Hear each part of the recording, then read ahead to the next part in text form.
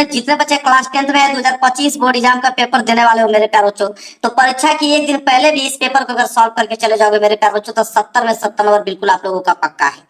एक दिन पहले भी अगर इस वीडियो को आप देख रहे होगे तो एक बार जरूर पूरा का पूरा वाच करके इस वीडियो को पूरा प्रैक्टिस करके जाना मेरे प्यारे बच्चों। कोड याद कर लो, 822 बीबी कोड है, और एक भी प्रश्न छोड़ा नहीं, सारे प्रश्न मैं हल कराने वाला हूँ। और गणित में आप लोग मेरे प्यारे बच्चों वादा करता हूँ आपसे कि अगर पूरा का पूरा पेपर सॉल्व करके चले जाते हो तो 95% मार्क्स आप लोगों का बिल्कुल पक्का है, समझ लो। आप एडमिट कार्ड लेकर जाना, अनुक्रमांक और नाम अच्छे से यहाँ पे डाल लेना, और इस पेपर को हल करने के लिए आपके पास टाइमिंग दिया है कि 3 घंटे 15 मिनट। 3 घंटे 15 मिनट इस पेपर को सॉल्व करना, मेरी गारंटी है कि 2.5 घंटे, अधिक से अधिक 2.5 घंटे में इस पेपर को हल करके चले आओगे आप मेरे प्यारे बच्चों। तो देखिए, इस पेपर को पूरा सोल्यूशन कराओ, सारे बच्चे इस वीडियो को पूरा देख के जाना मेरे प्यारे बच्चों। सारे क्वेश्चन लड़ेंगे यहाँ से, बता दे रहा हूँ आपको।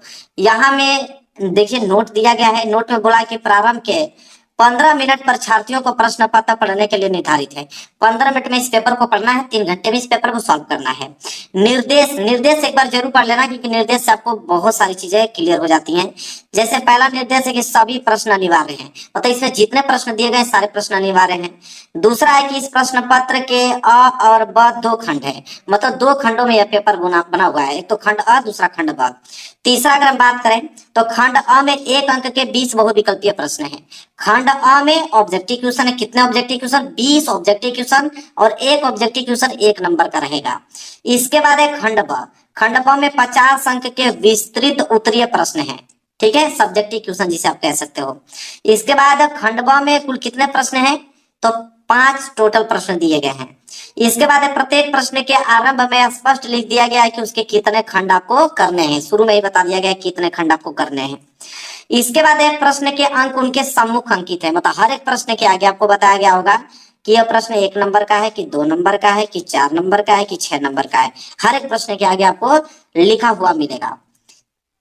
इसके बाद है प्रथम प्रश्न से आरंभ कीजिए और अंतिम प्रश्न तक करते जाइए। जो प्रश्न न आता हो उस पर समय नष्ट मत कीजिए, मतलब शुरू से लास्ट तक हल करते जाइए। जो प्रश्न आपको नहीं आ रहा है उससे समय नष्ट करने की जरूरत नहीं है, आगे बढ़ जाना है। लेकिन ऐसा हो ही नहीं सकता है, पूरा वीडियो देखिए, पूरे क्वेश्चंस करके आप पाओगे, मेरी गारंटी है। इसके बाद मेरे प्यारे बच्चों कि यदि रफ कार्य के लिए स्थान अपेक्षित है तो उत्तर पुस्तिका के बाएं पृष्ठ पर कीजिए और फिर काट दीजिए, और उस पृष्ठ पर कोई हल ना कीजिए। रफ कार्य करने की तो जरूरत होगी ही होगी आप लोगों को। रफ कार्य करने जाओगे ना, तो रफ कार्य करना होगा तो उसको जो कॉपी मिलेगी, कॉपी के लास्ट पेज पे आप लोगों को रफ कार्य करने हैं, और उसको लास्ट में काट देना है। उस पर हल नहीं करना है आप लोगों को, ये नहीं कि उस पर क्वेश्चन हल कर दे, नहीं, वो रफ कार्य के लिए होगा। रफ कार्य कीजिए फिर काट दीजिए, इस तरह का चिन्ह आप उस पर बना दीजिएगा। इसके बाद रचना के प्रश्नों के हल में रचना रेखाएं न मिटाएं। यदि पूछा गया हो तो रचना के पद संक्षेप में अवश्य लिखें। जो रचना वाले प्रश्न आते हैं तो उसमें जो पेंसिल से रचना किया जाता है उसको मिटाना नहीं, उसको छोड़ देना उसी तरह आप लोग, ठीक है। तो यह था मेरे प्यारे बच्चों निर्देश। निर्देश मैंने पढ़ के आप लोगों को अच्छे से समझा दिया, आप पेपर हल करते हैं, ठीक है। एक निर्देश और बचा है इस साइड, उसको भी मैं समझा देता हूँ। बोला है कि जिन प्रश्नों के हल में चित्र खींचना आवश्यक है उन्हें स्वच्छ एवं शुद्ध चित्र अवश्य खींचिए, बिना चित्र के ऐसे अपूर्ण और शुद्ध माने जाएंगे। जो चित्र बनाने वाले प्रश्न होंगे उसमें चित्र बनाना होगा, नहीं बनाओगे तो ऐसे प्रश्न जो है अशुद्ध माने जाते हैं, गलत माने जाते हैं, आपको नंबर नहीं दिया जाएगा। मेरे प्यारे बच्चों देखिए ध्यान से, यहाँ से आप लोगों का पेपर स्टार्ट होता है। यहाँ पे आया है सबसे पहले खंड अ। खंड अ में बहुविकल्पीय प्रश्न है, तो खंड अ में तो कितने बहुविकल्पीय प्रश्न थे? 20 बहुविकल्पीय प्रश्न। एक एक प्रश्नों को हम लोग अच्छे तरीके से सॉल्व करेंगे, कोई भी प्रश्न छोड़ने वाला नहीं हूँ।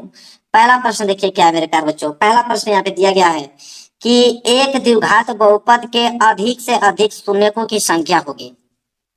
तो एक द्विघात बहुपद के अधिक से अधिक शून्यकों की संख्या कितनी होनी चाहिए मेरे प्यारे बच्चों? देखिए ध्यान से। तो सबसे पहले द्विघात बहुपद का मानक रूप आपको मालूम है।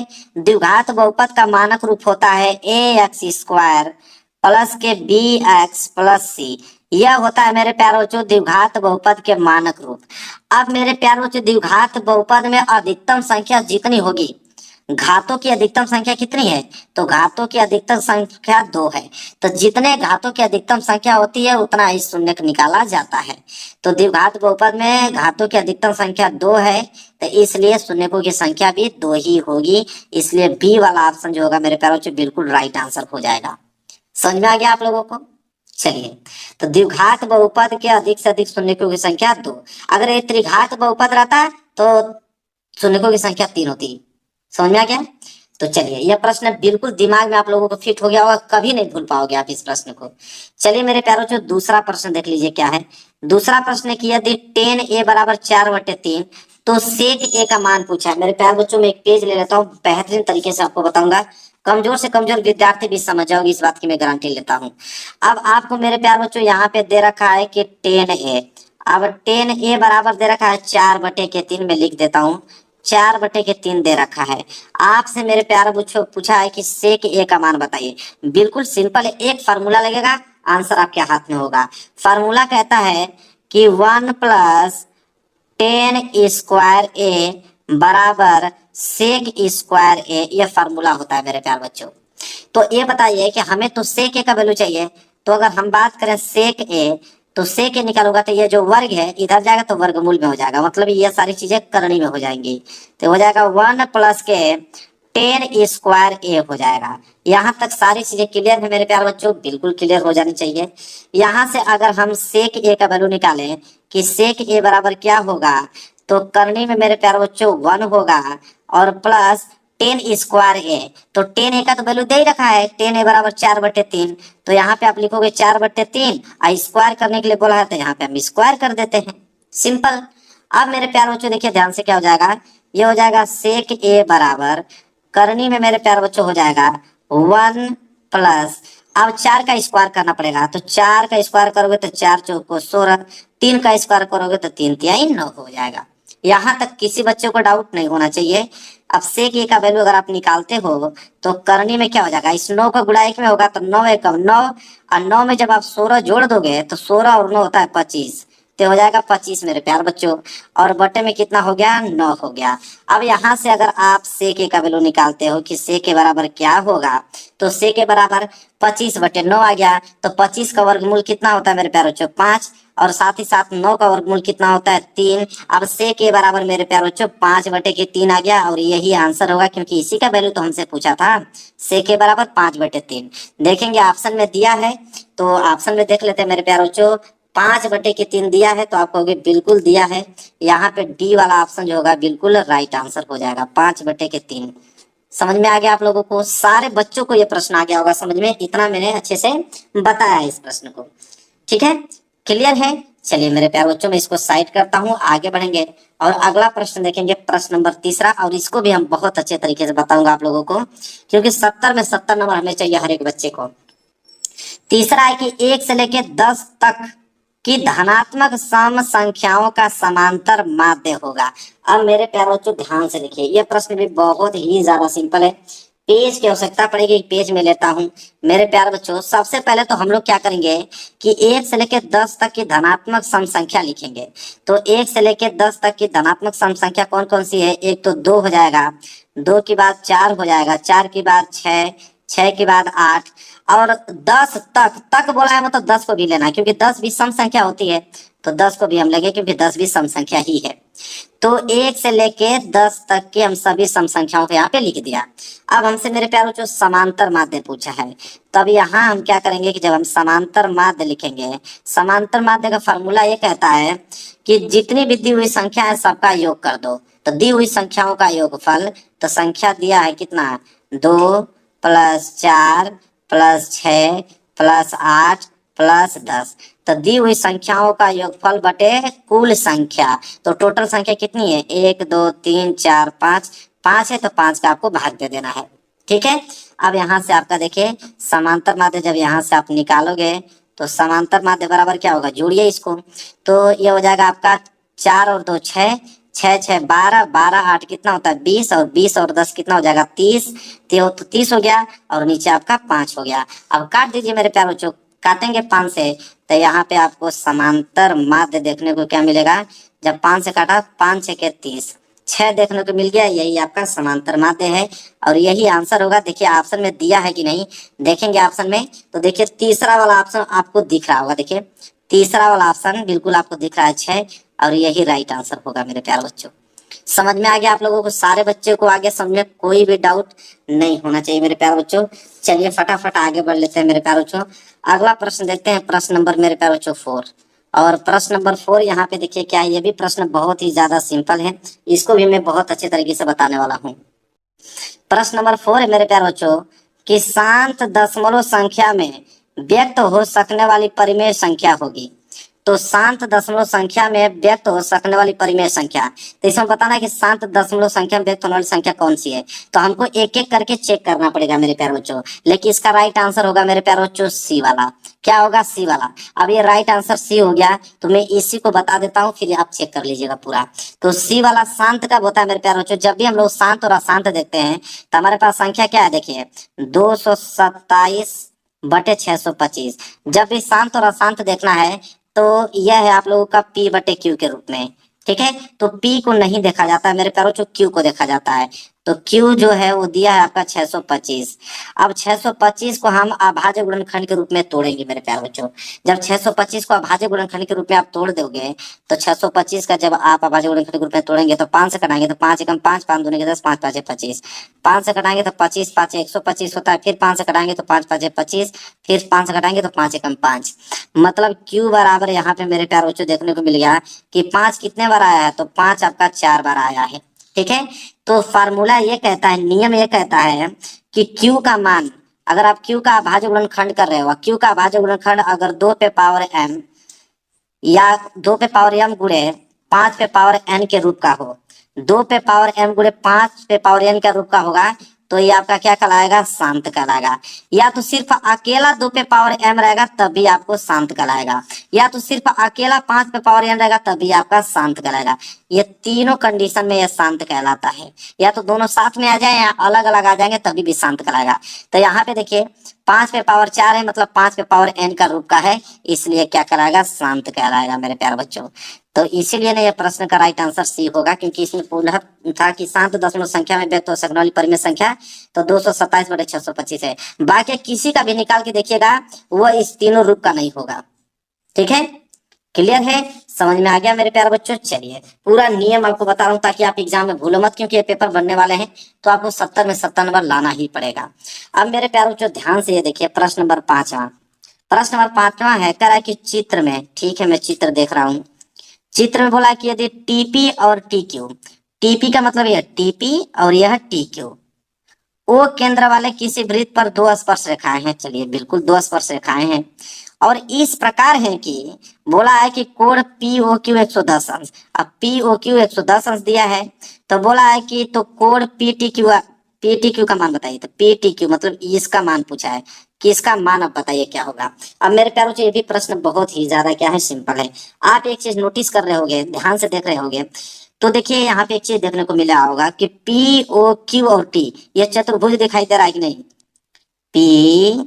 POQT ये जो है वो क्या है? चतुर्भुज है, एक चतुर्भुज है।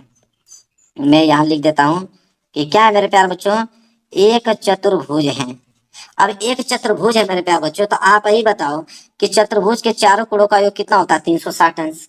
ठीक है, 360 अंश होता है मेरे प्यारे बच्चों। एक चीज ध्यान दीजिए कि यहाँ पे ये जो केंद्र है, तो केंद्र जो है मेरे प्यारे बच्चों, तो केंद्र की ये जो त्रिज्याएं हैं और यह जो स्पर्श रेखाएं हैं यह एक दूसरे पे लंब होती है। मतलब यह 90 अंश है तो यह भी आपका 90 अंश होगा। तो 90 अंश 90 अंश 180 अंश तो यही हो गया। ठीक है, तो 180 अंश काम खत्म।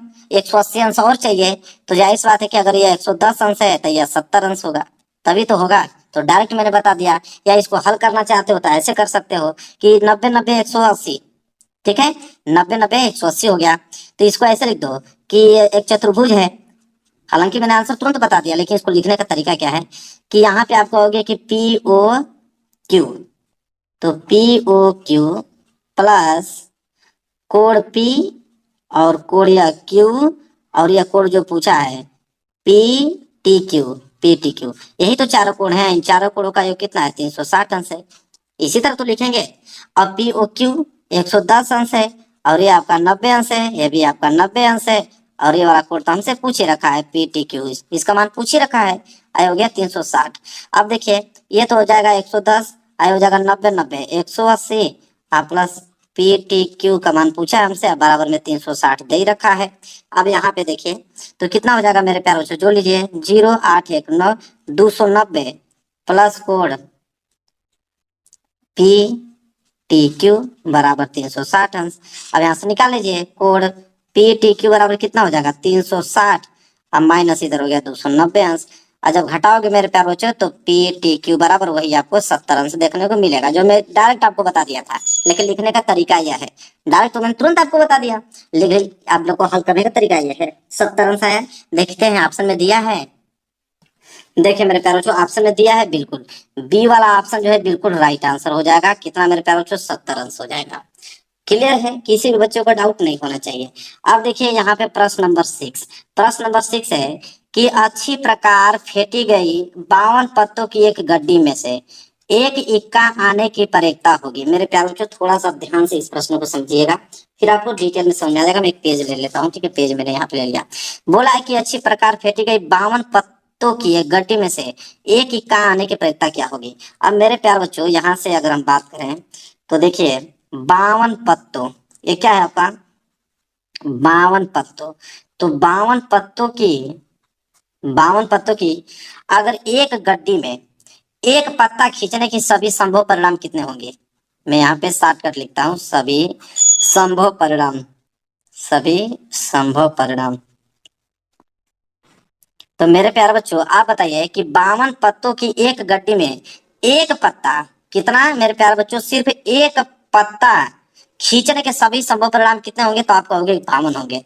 क्योंकि एक पत्ता खींचोगे तो 52 पत्ता 52 बार खींचोगे तो सभी संभव परिणाम 52 आएंगे, क्योंकि 52 बार आप खींच सकते हो उसको। एक एक पत्ता अगर खींचना होगा तो 52 पत्ता को आप 52 बार खींच सकते हो, तो सभी संभव परिणाम 52 होंगे। यहाँ तक क्लियर है।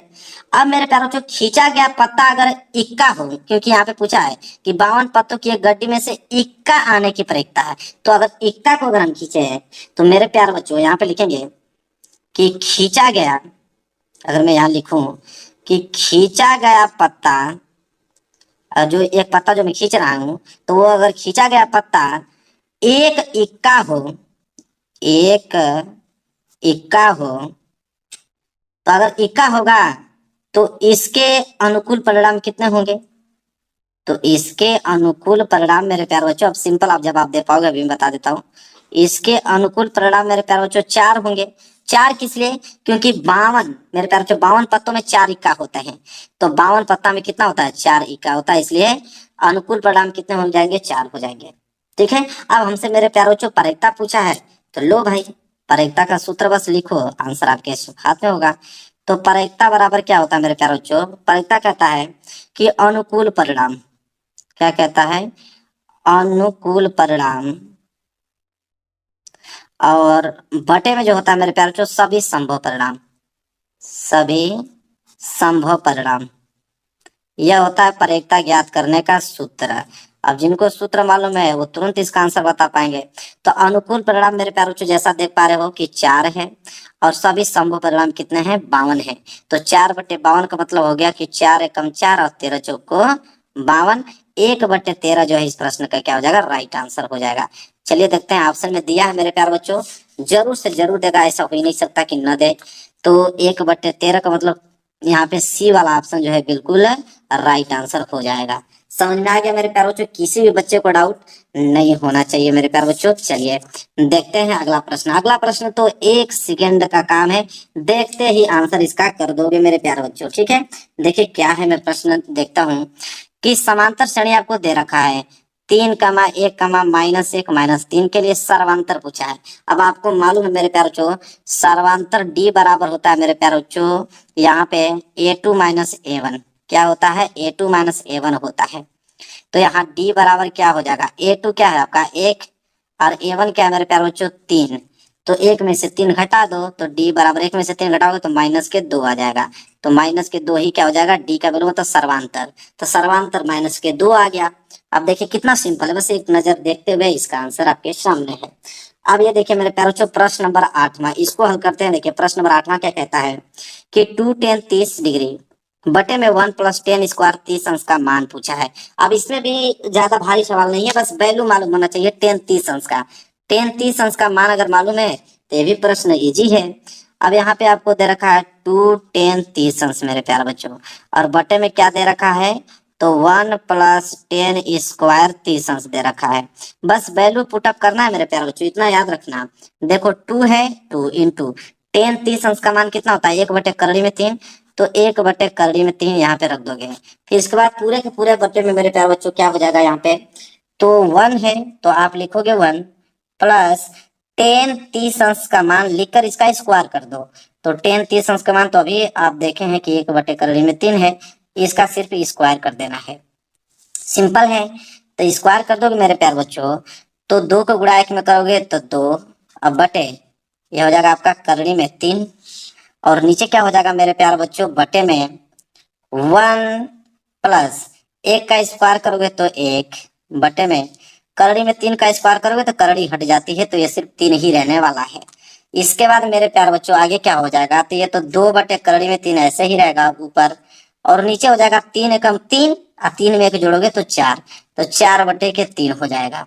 क्लियर है, समझ में आ रहा है। चलिए तो ऊपर तो हो जाएगा 2/3, यह भाग में है ना, गुणा में चेंज कर दो, गुणा में चेंज करोगे तो ये 3 ऊपर चला जाएगा और 4 कहाँ जाएगा, नीचे। तो 2 एकम 2 और 2 दूनी के 4, हल किया आपने तो 3 का गुणा 1 में करोगे तो 3, और नीचे हो जाएगा 2 को गुणा करड़ी में 3 करोगे तो 2 करड़ी में 3। मेरे प्यारों बच्चों नीचे कभी करड़ी में नहीं होना चाहिए, ठीक है। इसका परिमेयकरण करेंगे, तो परिमेयकरण कैसे किया जाता है कि जो 3/2 करड़ी में 3 दिया है ना, तो नीचे जो दिया रहता है उसी का गुणा ऊपर नीचे दोनों कर देते हैं। तो 2 करड़ी में 3 का गुणा ऊपर भी, 2 करड़ी में 3 का गुणा नीचे भी कर देंगे। जब करेंगे मेरे प्यार बच्चों तो ये हो जाएगा 3 दूनी के 6, ठीक है, 6 करड़ी में 3, और बटे में क्या हो जाएगा, 2 को गुणा 2 में करोगे तो कितना हो जाएगा 4, और गुणे करड़ी में 3 को गुणा करड़ी में 3 करोगे तो करड़ी कट जाएगी तो सिर्फ 3 ही बचेगा।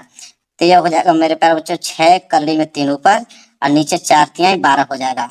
अब कटा दीजिए 6 से, तो 6 से कटाओगे तो 6 दूनी के 12, तो ऊपर तो करड़ी में 3 और नीचे बच गया आपका 2, और 3/2 करड़ी में 3/2, तो करड़ी में 3/2 आ गया ना। अब यहाँ पे देखेंगे ऑप्शन, तो यहाँ बोला है साइन 60 अंश, कॉस 60 अंश, टेन 60 अंश, साइन 30 अंश। और सबको मालूम है कि साइन 60 अंश का मान ही मेरे प्यारों बच्चों करड़ी में 3/2 होता है, इसलिए यहाँ पे ए वाला ऑप्शन जो होगा बिल्कुल राइट आंसर हो जाएगा।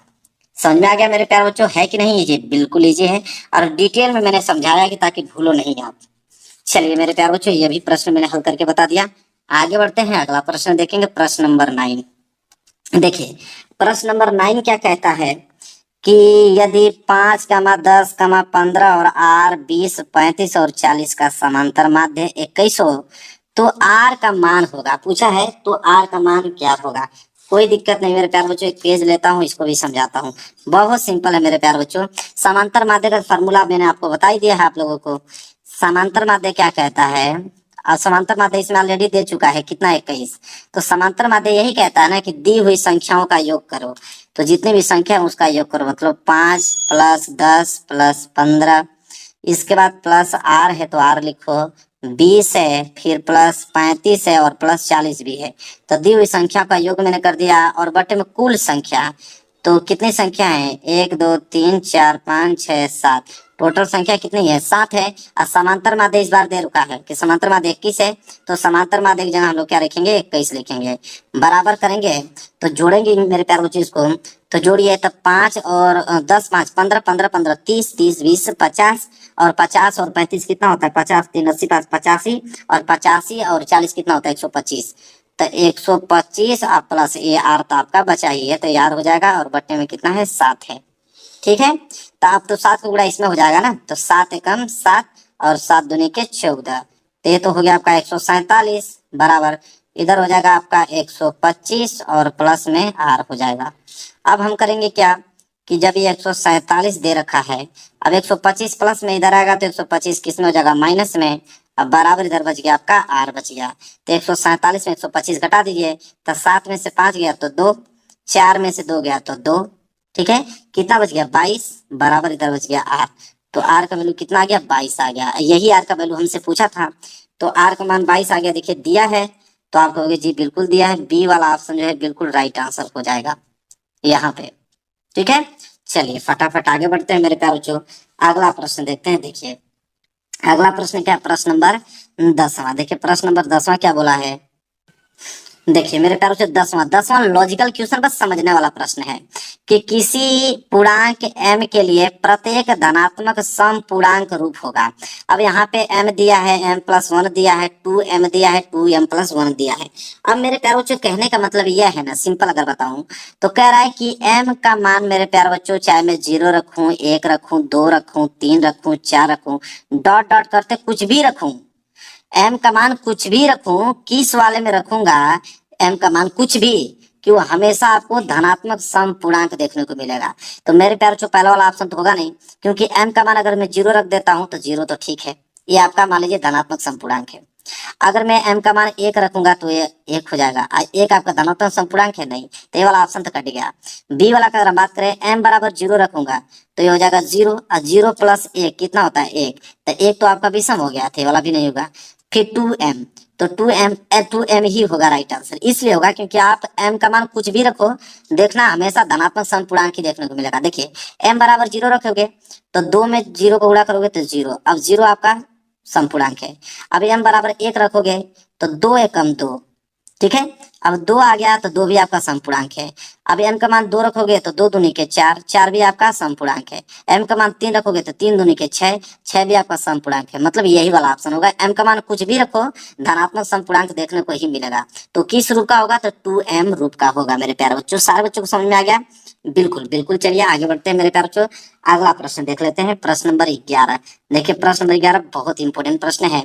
बोला है कि x अक्ष पर एक बिंदु, जो बिंदु ए दिया है 2, -5 निर्देशांक है, और बी का निर्देशांक है -2, 9 से समदूरस्थ है। पूछा है का निर्देशांक होगा, इसका निर्देशांक बताइए। अब यहाँ पे इस चीज को समझना पड़ेगा आपको, x अक्ष पर एक बिंदु जो इतना और इतना से समदूरस्थ है। मेरे प्यारे बच्चों सबको मालूम है मेरे प्यारे बच्चों कि ये आपको जो कहलाता है यह x और x डैश अक्ष कहलाता है, और ये आपका y और y डैश अक्ष कहलाता है, आपको भी मालूम है। तो बोला है x अक्ष पर एक बिंदु, मतलब इस वाले x अक्ष पर कोई बिंदु यहाँ पे है, ठीक है, और इस बिंदु मान लीजिए कोई बिंदु P है और x अक्ष पे है, तो x अक्ष पर बिंदु अगर P मैंने माना है तो उसका निर्देशांक होगा x, 0। अगर ये y अक्ष पे रहता तो यहाँ पे हो जाता 0, y, लेकिन यक्स अक्ष पे है तो जिस यक्स का नाम ले लेता है, जैसे यक्स अक्ष, तो यहाँ x होगा और यहाँ पे 0 होगा। y अक्ष पूछता तो यहाँ पे 0, यहाँ पे y हो जाता। तो कह रहा है कि x अक्ष पर एक बिंदु, तो x अक्ष पर एक बिंदु मैंने P मान लिया जिसका निर्देशांक है x, 0। कह रहा है कि जो बिंदु इतना और इतना से समदूरस्थ है, तो मान लेते हैं कि यहाँ पे कोई एक बिंदु है, ठीक है, वो बिंदु A है और जिसका निर्देशांक दे रखा है मेरे प्यारे बच्चों 2, -5, और एक बिंदु यहाँ पे मान लेते हैं B है जिसका निर्देशांक आपको दे रखा है कितना, -2, 9। अगर कि समदूरस्थ है मतलब समान दूरी पे है, मतलब ये अगर मिला दूं इस तरह, ठीक है, तो यह समान दूरी पे है। समान दूरी का मतलब कि सिंपल आप कह सकते हो कि PA, जितना PA की दूरी होगा उतना ही PB की दूरी है, क्योंकि उसने समदूरस्थ बोल रखा है, समान दूरी पे है, ठीक है। तो समान दूरी पे है तो बोला है कि उसका निर्देशांक, मतलब इसका निर्देशांक बताइए। तो 0 तो मालूम चल गया, सिर्फ x का वैल्यू मालूम चल जाएगा तो काम बन जाएगा। तो PA बराबर PB, तो PA और PB की दोनों दूरी जो है वो समान है।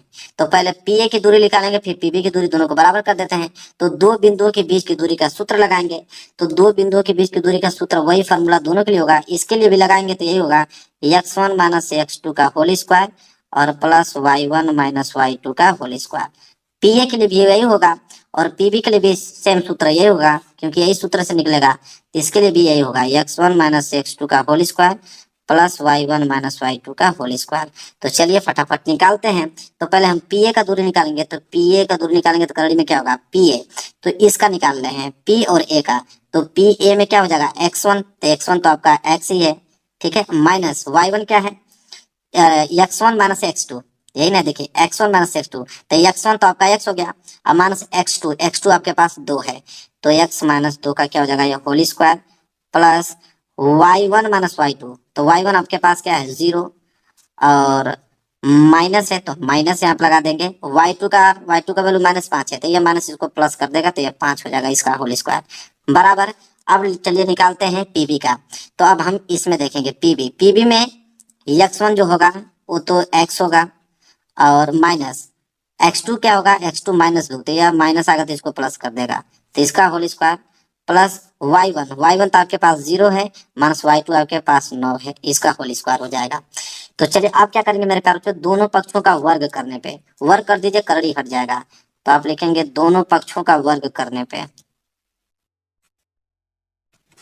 दोनों पक्षों का वर्ग करने पे, वर्ग करेंगे तो करनी हट जाएगी, तो दोनों पक्षों का वर्ग कीजिए, वर्ग करेंगे तो करनी हटा दीजिए, तो ये सिर्फ बचेगा आपका x - 2 का होल स्क्वायर और प्लस यह जोड़ देंगे तो मेरे प्यारे बच्चों 5 का होल स्क्वायर बराबर इधर बच जाएगा आपका x + 2 का होल स्क्वायर, और यहाँ से घट जाएगा तो सिर्फ आपका -9 बचेगा, इसका होल स्क्वायर। ठीक है, करंट देखिए, करंट को हटा दिया मैंने। अब इसको हल करते हैं तो ये आपका a - b के होल स्क्वायर पे टूटेगा, तो फार्मूला क्या कहता है, ए स्क्वायर मतलब x square plus b square, 2 का स्क्वायर करोगे तो 4 -2ab, तो ए आपका x और बी आपका क्या है 2। ठीक है, और प्लस 5 का स्क्वायर कितना हो जाएगा 25 बराबर ए आपका टूटेगा a + b के होल स्क्वायर, तो ए स्क्वायर मतलब x का स्क्वायर, बी स्क्वायर मतलब 2 का स्क्वायर 4 प्लस 2ab, अब प्लस -9 का स्क्वायर करोगे तो 81, तो हल कीजिए तो हो जाएगा एक्स स्क्वायर प्लस 4 माइनस 2 दूनी के 4x प्लस के 25 बराबर ये हो जाएगा आपका एक्स स्क्वायर प्लस 4 और प्लस 2 दूनी के 4x और प्लस 81। अब यहाँ पे देखिए ध्यान से मेरे प्यारे बच्चों, तो एक्स स्क्वायर से एक्स स्क्वायर और 4 से 4 कैंसिल हो गया, इधर बच गया माइनस के 4x और प्लस के 4 इधर आएगा तो माइनस के 4x बराबर इधर बच गया 81 प्लस 25 उधर जाएगा तो माइनस के 25। अब देखिए -4x मिलकर हो गया माइनस के 8x बराबर 81 में से 25 घटा दीजिए, कितना बच जाएगा 56, यहाँ से x निकालेंगे तो x बराबर क्या हो जाएगा 56 बटे माइनस के 8, तो 8 7 56, तो x बराबर हो गया -7।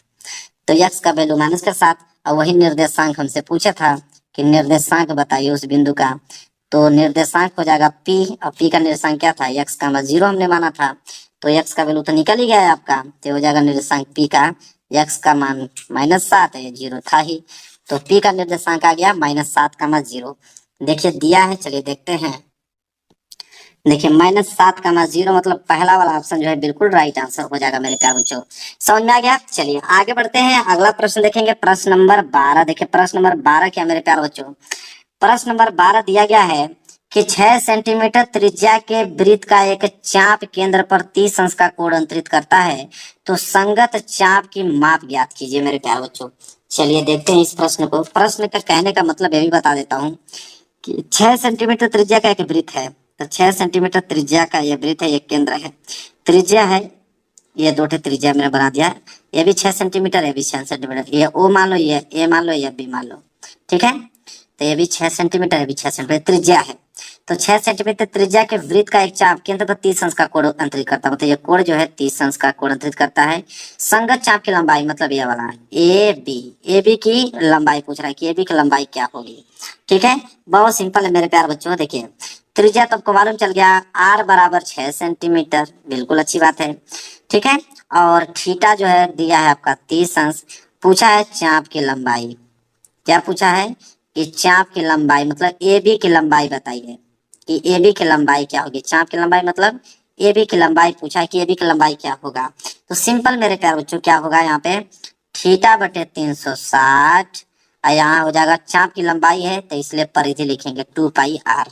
ठीक है, तो यह हो जाएगा मेरे प्यारे बच्चों थीटा का वैल्यू 30 अंश और बटे में हो जाएगा 360, यह हो जाएगा 2 × पाई को रहने दो और गुणे आर का वैल्यू कितना दिया है 6, तो 30 से कटाओगे तो 30 से कम 30 और 12 3 36, 12 12 में कट गया। ठीक है, तो ये हो जाएगा आपका 1/12 और प्लस ये हो जाएगा 6 दूनी के 12 पाई, 12 से 12 कैंसिल हो गया, पाई को गुणा 1 में करोगे तो पाई ही क्या बचेगा, आंसर बचेगा मेरे प्यारे बच्चों। तो पाई देखिए दिया है बिल्कुल ऑप्शन में पाई, यहाँ पे देख पा रहे हो डी वाला ऑप्शन जो है बिल्कुल राइट आंसर हो जाएगा। समझ में आ गया आप लोगों को मेरे प्यारे बच्चों, किसी भी बच्चे को डाउट नहीं होना चाहिए। आगे बढ़ेंगे और अगला प्रश्न देखेंगे, और प्रश्न नंबर 13वां। देखिए प्रश्न नंबर 13वां क्या है कि बिंदु दिया है 5,0 और एक दिया है -12,0 के बीच की दूरी पूछा है कि बीच की दूरी क्या होगा। तो अभी हम देखें दो बिंदुओं बीच की दूरी का सूत्र भी देखें, इसको तुरंत आसानी से लगा पाएंगे।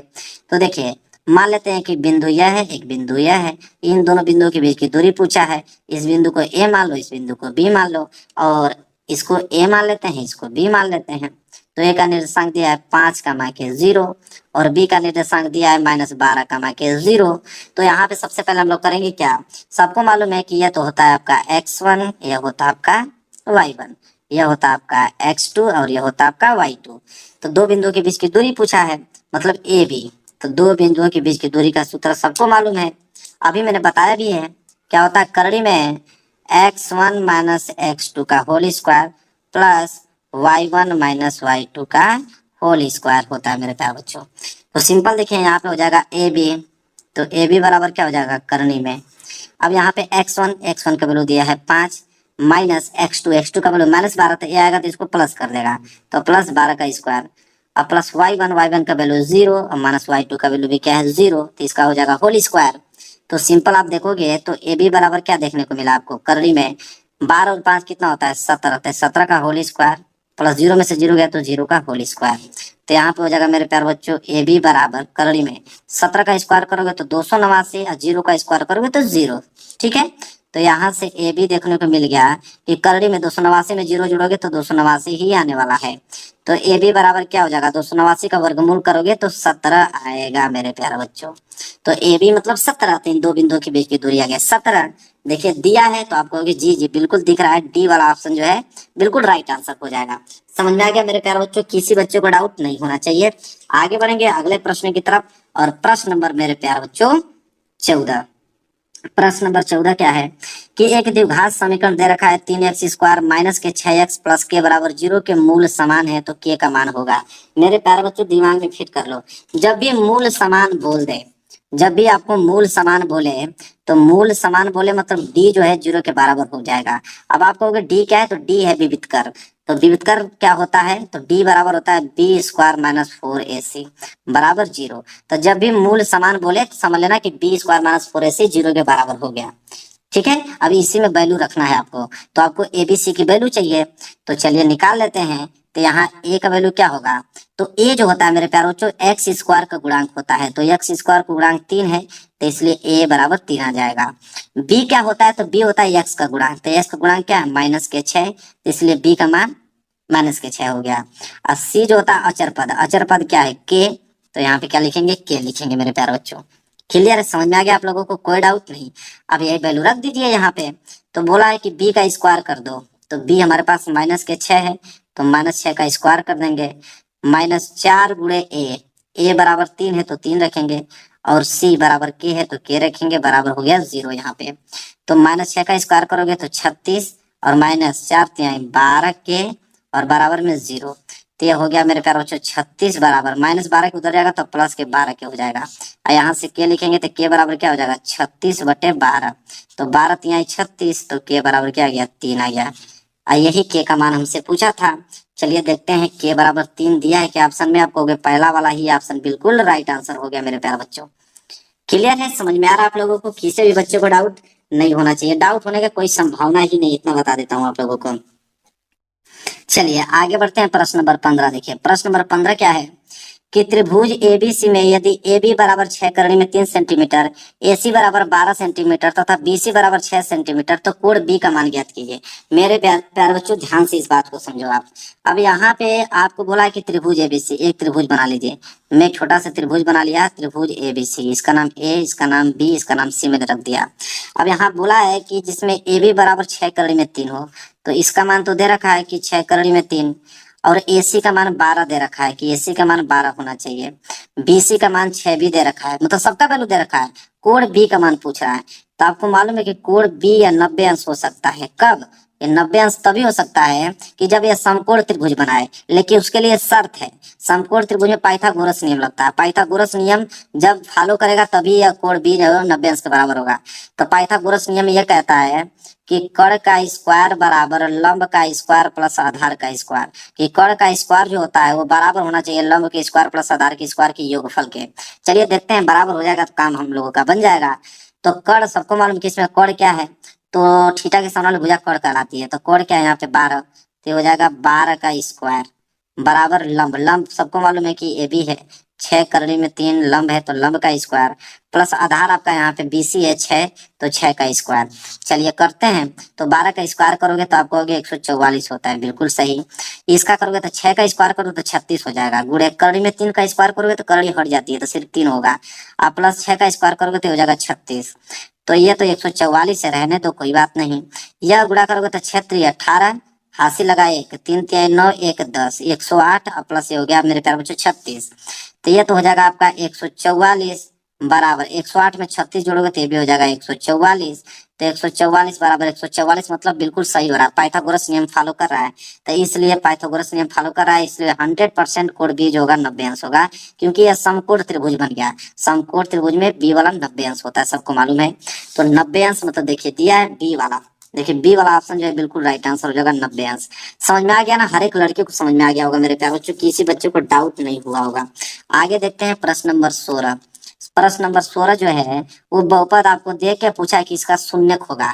मेरे प्यारे बच्चों जब भी बहुपद कोई दे दे, जैसे यहाँ बोला है कि एक्स स्क्वायर माइनस के 2x और माइनस के 3 देकर पूछा है कि शून्यक बताइए। शून्यक जब भी पूछे ना, इसको शून्य के बराबर कर दो। अब ये द्विघात समीकरण बन गया, समीकरण को हल कर दो।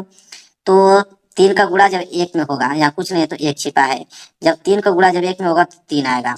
तो ऐसी संख्या बताइए कि गुणा करने पे 3 आ जाए, ठीक है, गुणा करने पे 3 आ जाए और जोड़ने घटाने पे मेरे प्यारे बच्चों माइनस के 2 आ जाए। तो आप कहोगे 3 गुणे 1 होगा, बिल्कुल होगा। 3 में 1 को गुणा करोगे तो 3 आ जाएगा, 3 में से घटाओगे तो 2 आ जाएगा।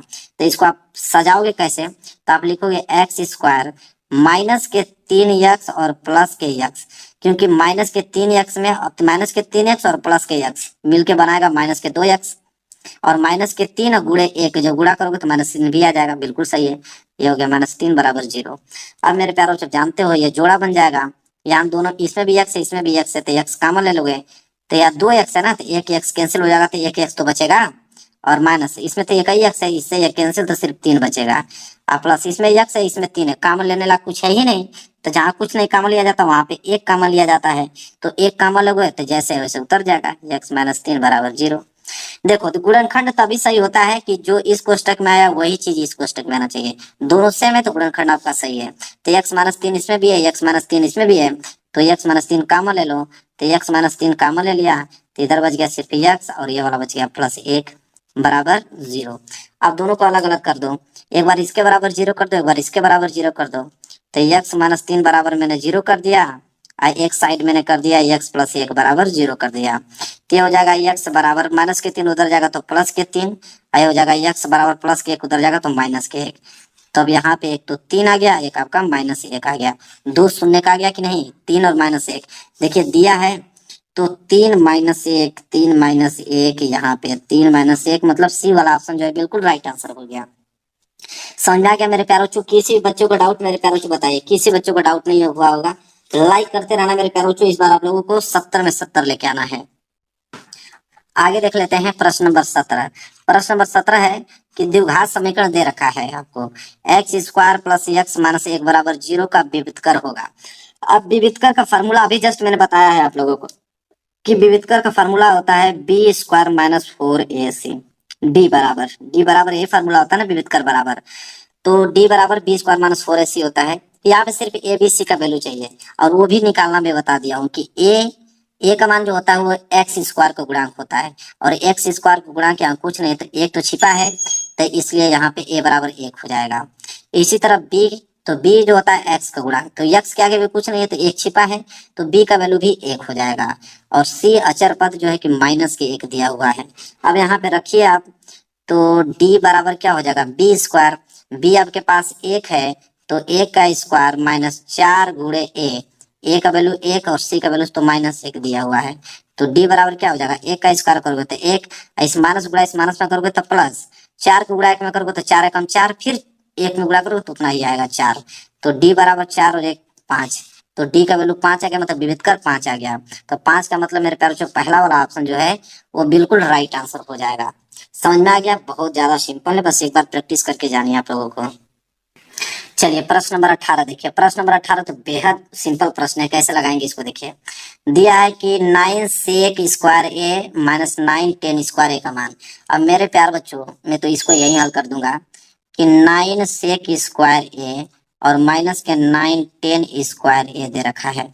अब यहाँ पे कॉमन क्या है, इसमें भी 9 है इसमें भी 9 है, तो 9 कॉमन ले लो, तो हो जाएगा आपका सेक स्क्वायर ए माइनस 10 स्क्वायर ए बचेगा। अब यहाँ पे 9 गुणे, अब देखो फार्मूला चलता है सेक स्क्वायर ए माइनस 10 स्क्वायर ए बराबर 1 होता है, तो इसके जगह हम 1 रख देंगे, तो 9 गुणे 1 बराबर 9। 9 मतलब सी वाला ऑप्शन, देखो सी वाला ऑप्शन जो है बिल्कुल राइट आंसर हो जाएगा। देखिए कितना आसान है मेरे प्यार बच्चों, बिल्कुल आसान है। 1 मिनट भी नहीं, 1 मिनट का बात छोड़िए, 5 सेकंड भी नहीं लगेगा, तुरंत आंसर बता दोगे। चलिए देखिए प्रश्न नंबर 19 देखते हैं। प्रश्न नंबर 19 क्या है कि निम्नलिखित बारंबारता बटन का बहुलक ज्ञात कीजिए। देखिए बहुलक ज्ञात करने के लिए बोला है, वर्ग अंतराल आपको दे रखा है, बारंबारता आपको दे रखा है। सबसे सिंपल बात यह है कि सबसे पहले हम लोग क्या करेंगे कि यहाँ पे अधिकतम वर्ग बारंबारता देखेंगे कि अधिकतम वर्ग की बारंबारता किसकी है। तो 7 8 2 2 1, यहाँ पे 8 जो है 8 की बारंबारता सबसे अधिक है। ठीक है, तो अधिकतम वर्ग बारंबारता 8 है। और इस बारंबारता अगर हम संगत वर्ग देखें तो संगत वर्ग क्या है, यहाँ पे 3 और 5 इसके संगत वर्ग हैं। ठीक है, मतलब इसी को हम लोग बोलेंगे बहुलक वर्ग। क्या बोलेंगे, बहुलक वर्ग। तो बहुलक वर्ग मेरे प्यार बच्चों आपको मालूम चल गया कि बहुलक वर्ग तो आपका 3 का 5। ठीक है, अब बहुलक वर्ग की निम्न सीमा जिसे हम लोग एल से डिनोट करते हैं, तो बहुलक वर्ग की निम्न छोटी संख्या कौन है, 3 है, तो 3 जो है वो एल का माना गया। तो बहुलक वर्ग की निम्न सीमा को हम लोग एल से डिनोट करते हैं, तो एल बराबर 3 आ गया। ठीक है, और साथ ही साथ हम लोग यहाँ पे वर्ग की माप देखते हैं एच का वैल्यू, तो एच बराबर क्या हो जाएगा, तो एच का मतलब इसमें वर्ग अंतराल किसका कितना का है, तो 2 2 का वर्ग अंतराल आपको दिख रहा है, तो एच बराबर आपको 2 दिख रहा होगा, तो एच बराबर 2 आ गया, एल बराबर आपका 3 आ गया। ठीक है, और ये जो 8 होता है मेरे प्यारो जो बहुलक वर्ग की बारंबारता कहलाता है, मतलब इसे हम लोग एफ से डिनोट करते हैं, तो एफ का वैल्यू तो 8 आ गया। और आपका F1 और F2 क्या होता है, देखिए F1 जो होता है वो बहुलक वर्ग से ठीक पहले वर्ग की बारंबारता, तो पहले वर्ग बहुलक वर्ग से ठीक पहले वर्ग की बारंबारता क्या है, 7, तो इसे हम बोलेंगे मेरे प्यारे बच्चों यह F1 का वैल्यू है। और F2 का वैल्यू क्या होता है कि बहुलक वर्ग के ठीक आने वाले वर्ग की बारंबारता जो है वो F2 का वैल्यू कहलाता है, यह 2 जो है वो आपका F2 का वैल्यू कहलाएगा, यह हो गया आपका F2। ठीक है, तो यहाँ से F1 F और F2 भी निकल गया, यहाँ से L भी निकल गया, यहाँ से H भी निकल गया, सब कुछ मैंने निकाल के आपको दिखा दिया मेरे प्यारे बच्चों, सिर्फ फार्मूले की जरूरत है। ठीक है, तो यहाँ पे अगर हमें फार्मूला लिख देता हूँ कि अगर यहाँ पे बहुलक हमें निकालना है, तो यहाँ पे सब कुछ मैंने आप लोगों को बता दिया, बस फार्मूले की जरूरत है। तो बहुलक बराबर होता है फार्मूला L प्लस कोष्टक में F माइनस F1 बटे में 2F minus F1 minus F2, फिर यहाँ से कोष्टक बंद इंटू H, यह होता है। और सबका वैल्यू ऑलरेडी दे रखा है, बस मान रखना है। L, तो L का मान तो 3 अभी मैंने बताया, F का मान 8 माइनस F1 का मान 7 बटे में 2F, 2F का मतलब कि 8 गुणे 2। ठीक है, तो 8 दूनी की कितना हो जाएगा 16, डायरेक्ट लिख दो, बात खत्म। माइनस F1 का वैल्यू कितना है 7 और माइनस F2 का वैल्यू कितना है 2, कोष्टक बंद इंटू H, H का मान भी 2 है, तो 2 आपने रख दिया, तो यहाँ पे हो जाएगा 3 प्लस 8 में से 7 जाएगा तो कितना बचेगा, 1 बच जाएगा मेरे प्यारे बच्चों। ठीक है, और बटे में 16 और माइनस माइनस 7 और माइनस 2 मिलके हो जाएगा माइनस के 9, और कोष्टक बंद यहाँ पे हो जाएगा 2, तो हो जाएगा 3 प्लस 1 बटे 16 में से 9 जाएगा तो कितना हो जाएगा आपका 7, तो 1/7 गुणे कितना हो जाएगा 2, तो हो जाएगा 3 प्लस 2 गुणा 1 में करोगे तो 2/7 हो जाएगा।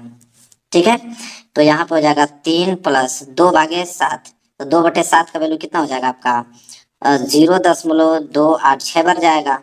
अब इसको जोड़ोगे तो हो जाएगा 3.286 हो जाएगा बहुलक, यही आपका क्या हो जाएगा मेरे प्यारे आंसर 3.286। देखिए दिया है 3.286, मतलब बी वाला ऑप्शन जो है बिल्कुल राइट आंसर हो जाएगा। समझ में आ गया मेरे प्यारे बच्चों, है कि नहीं, बिल्कुल आसान, बिल्कुल आसान है मेरे प्यारे बच्चों। चलिए आगे बढ़ते हैं, प्रश्न नंबर देखिए यहाँ पे 20वां देखते हैं। प्रश्न नंबर 20वां है मेरे प्यारे बच्चों, क्या उसको समझते हैं।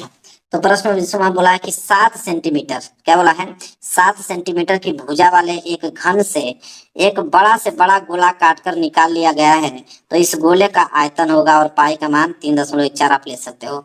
तो मेरे प्यारे बच्चों 7 सेंटीमीटर भुजा का एक घन है, तो आप ही बताओ कि मैं अगर एक घन बना देता हूँ 7 सेंटीमीटर भुजा का एक घन।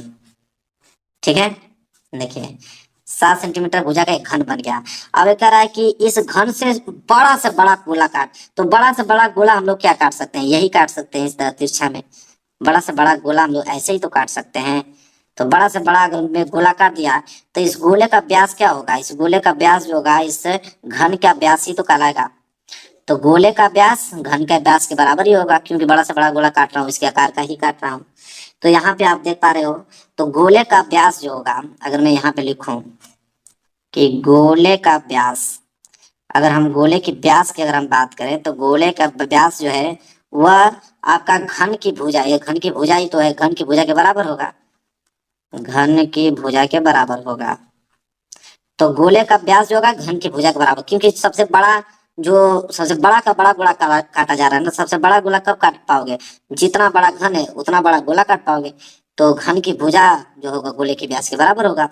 तो गोले का व्यास मतलब डी बराबर, घन की भुजा कितना है 7 सेंटीमीटर। तो डी बराबर 7 सेंटीमीटर, तो आर बराबर हो जाएगा 7/2। तो आर का वैल्यू भी मालूम चल गया। तो हमें पूछा क्या, गोले का आयतन, तो चलिए निकाल लेते हैं।